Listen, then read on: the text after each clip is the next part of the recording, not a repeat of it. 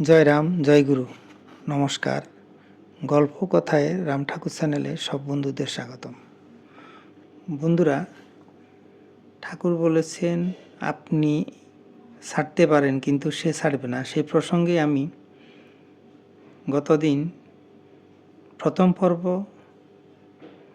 আপনাদেরকে শুনিয়েছিলাম। আজ দ্বিতীয় পর্ব আপনাদেরকে পড়ে শোনাচ্ছি। এরপরেও এই প্রসঙ্গে গল্পটা একটু যেহেতু বড়, আমি আরও 2-3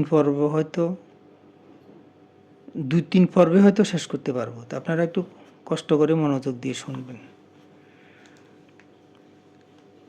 বন্ধুরা, গত পর্বের পরের ঘটনা আমি বলছি। খুব অনাদরের সঙ্গে এইভাবে নাম গ্রহণ করার পর অজিতবাবু নিজের ইচ্ছাতে কখনো ওই নাম করতেন না, এবং ছোটবেলার চঞ্চলতার ফাঁকে বৎসর 2 এর মধ্যে তিনি ওই নাম একেবারে ভুলে গেলেন। ঠাকুরের নাম পাওয়া এবং ভুলে যাওয়ার 2 বছরের মধ্যে তার কিছু মানসিক পরিবর্তন তিনি নিজেই লক্ষ্য করলেন। পরিবর্তনটা যদিও খুব সামান্য, তবু বাস্তব অর্থে তা উড়িয়ে দেওয়া চলে না। এবার তিনি লক্ষ্য করলেন তার সহপাঠী বন্ধুদের পিতামাতাদের মধ্যেও অনেকে পাঠে যাতায়াত করেন। তার পিতা সরকারি কাজে বাইরে থাকলেও যখনই বাড়িতে আসতেন তখন তিনিও ঠাকুর প্রসঙ্গ করতেন এবং পাঠে যেতেন। তার বাড়িতেও যেন এক ভক্তির পরিমণ্ডল গড়ে উঠেছিল, তিনি লক্ষ্য করলেন। সেই সময় তাকে রামকৃষ্ণ ঠাকুর এবং মা কালী খুব আকৃষ্ট করত।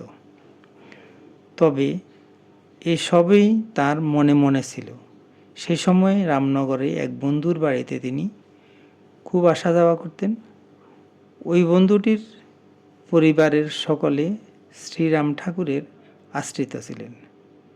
ওদের বাড়িতে ঠাকুর আসন ছিল এবং নিত্য সেবা পূজা হতো। অজিতবাবুর নিকট ওই ঠাকুরের আসন ইত্যাদি বেশ ভালো লাগতো। তবে এই সময়টাতে তিনি কৃষ্ণভাব থেকে কালীভাবে ঠাকুর চিন্তা করতে বেশি পছন্দ করতেন। সেই বন্ধুর বড় বোনকে তিনিও দিদি রাখতেন এবং খুবই মান্য করতেন। ঠাকুর প্রসঙ্গে ওই দিদির অবদান রয়েছে। এভাবে ওই বাড়িতে যাওয়া আসা করতে করতে অজিতবাবু ঠাকুর সম্পর্কে কৌতূহল অনুভব করলেন। অতঃপর কথা প্রসঙ্গে অজিতবাবু তাঁর দিদিকে বললেন যে তিনিও শ্রীরাম ঠাকুরের আশ্রিত, তবে বর্তমানে তিনি ঠাকুরের নাম ভুলে গেছেন।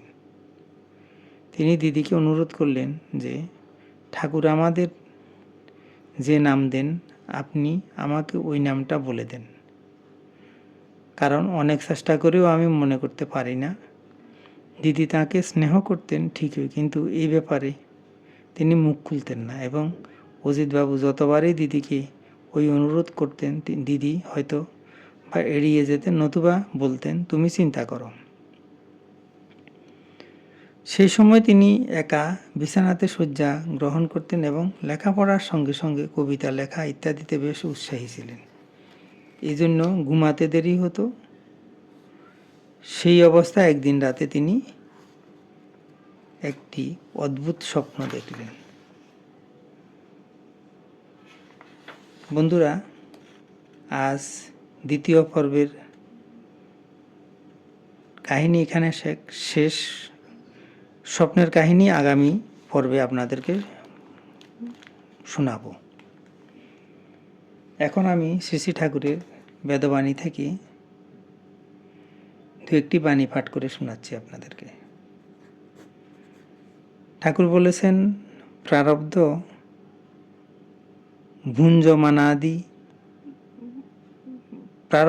ভুঞ্জমানানি গীতাদেয়ান পরায়ণা, সর্বদা নামে পড়িয়া থাকিবে, নামে সত্য, যেই নাম সেই কৃষ্ণ, নাম বই আর কিছুই নেই। সর্বদা নাম করিবে, প্রারব্ধে যাহা আছে হইবে, যাহা ভগবান করেন তাহাই হইবে, চিন্তা করিয়া ফল নাই। ঠাকুর আবার বলেছেন, প্রারব্ধ দ্বারা যাহা হইবে তাহা ঘাড় পাতিয়া বুক লইতেই হইবে। তজ্জন্য চিন্তা ভাবনা করিয়া ফল নেই। ভগবান যখন যাহা করেন মঙ্গলেরই কারণ হইয়া থাকে, যেহেতু ভগবান মঙ্গলময়। বন্ধুরা, আজ এ পর্যন্তই। আগামী দিন শ্রী শ্রী ঠাকুর সম্পর্কে গল্প বাণী নিয়ে আবার আপনাদের সাথে থাকব। বন্ধুরা, চ্যানেলটি যদি আপনাদের ভালো লেগে থাকে তাহলে সাবস্ক্রাইব করে চ্যানেলটির পাশে থাকবেন। আর নতুন বন্ধু হলে সাবস্ক্রাইব করতে ভুলবেন না প্লিজ। আর বেশি বেশি করে লাইক, শেয়ার, কমেন্ট করবেন। ধন্যবাদ, ভালো থাকবেন। জয় গোবিন্দ, গুরু কৃপাই কেবলম।